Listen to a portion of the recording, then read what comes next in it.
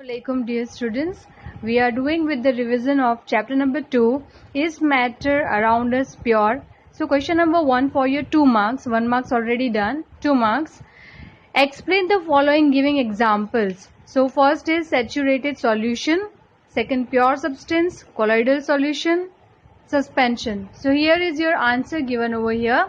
Saturated solution, the solution in which no more amount of solute can be dissolved at a particular temperature. Pure substance, it is a substance which contains only one kind of atom or the molecule. Elements and compounds are the pure substance examples. Sugar, sodium chloride, gold. Pure substance have fixed melting and boiling point. Colloidal solutions, those are the particles of the colloid spread uniformly. It appears a homogeneous but actually it is a heterogeneous. Milk, blood, ink, soap, solution, etc. is the example. The size of the particle is between 1 nanometer to 1000 nanometer. We cannot see the particles with the naked eye.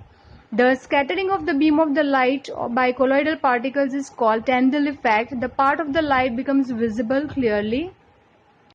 The particles do not settle down due to the gravity. They cannot be separated by the filtration, can be separated by centrifugation. Suspension, it is a heterogeneous mixture of two or more substances in which the solid particles remain suspended through the bulk of the medium and do not dissolve. Example, oil in water, chalk powder in water, sulfur in water.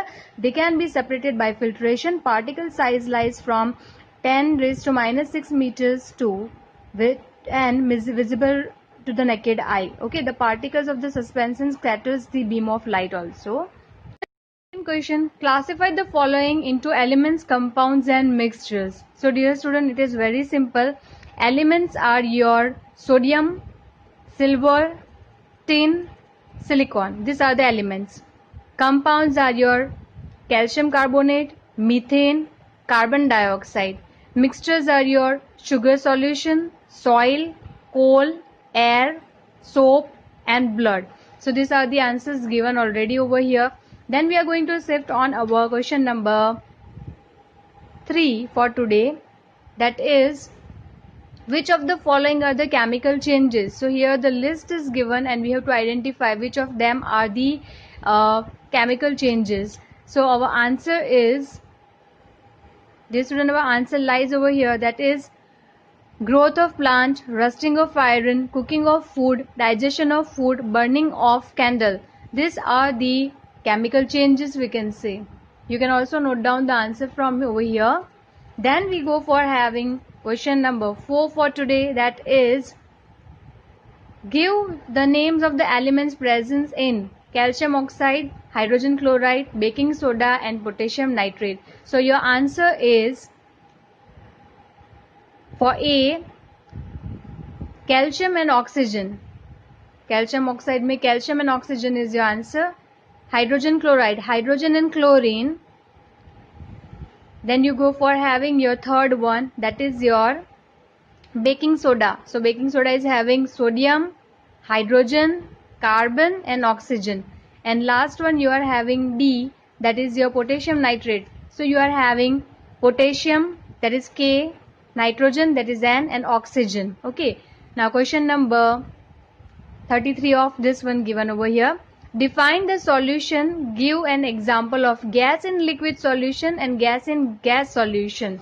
So dear student, your answer over here for your 33 question, which is over here, that is your fifth question for today. Define a solution, give the example gas in liquid and gas in gas. So you go for having a particular answer over here. That is, let us see the answer. Answer is, solution is a homogeneous mixture of two or more substances. Okay. Number 1, cold drink and that is, how many liters of 15% mass by volume sugar solution would it take to get 75 grams of sugar? That is what we have to go for solving. So dear student, we are having the solution over here. That is, you are able to see, mass by volume percentage is equal to mass of the solution divided by volume of the solution into 100. So 15 already given to us is equal to 75 divided by the volume which we don't know into 100. So volume of the solution is 500 milliliter, or else you can say 0.5 liter. So this is your answer. Next question is, name the disperse phase and dispersion medium of the type of the colloids. First, fog. Number 2, milk. So let us see the answer. In the fog, you go for having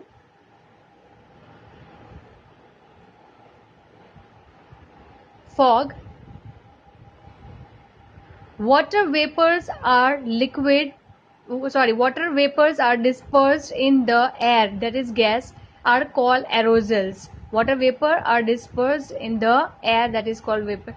Milk liquid dispersion in the liquid is called emulsion. So these are your two particular answers of your milk and fog.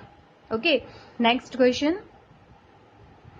Okay, what are heterogeneous mixtures? And B, why mixtures do not have the fixed melting and boiling point? So your answer lies over here. That is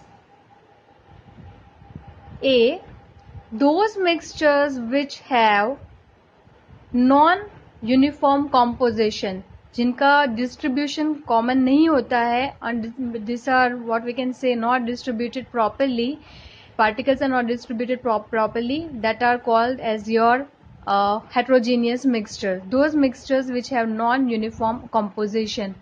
B, they do not have the fixed composition, उनका fixed composition भी नहीं होता है. Next, वो temperature क्यों same नहीं रहता है, melting point, boiling point. Impurities increases the boiling point and decreases the melting point. It depends upon the amount of the impurities. Sea water boils above 100 degrees Celsius depending upon the amount of the salt present in it. तो impurities की वजह से आपका जो है melting point, boiling point change हो जाता है, वो same नहीं रहता है. Okay, impurities increases the boiling point and decreases the melting point. This is the answer which you have to remember. Next question. What volume of ethyl alcohol and water must be mixed to prepare 250 ml solution of a 60% by volume of alcohol in water? So this is again the preparation given over here, and your answer is, let us see your answer. Concentration of the volume is equal to volume of ethyl alcohol divided by volume of a solution into 100. आपको concentration पता है, कितना given है, 60. ठीक है, volume of ethyl ml नहीं पता है, आपको फाइंड आउट करना है. Fine. Divided by volume of a solution, that is you have to go for writing 250 into 100. So dear student, your x is equal to 60 multiplied by 250 divided by 100, that is 150 ml. That's your answer. Your next question, that is your last question for today, is,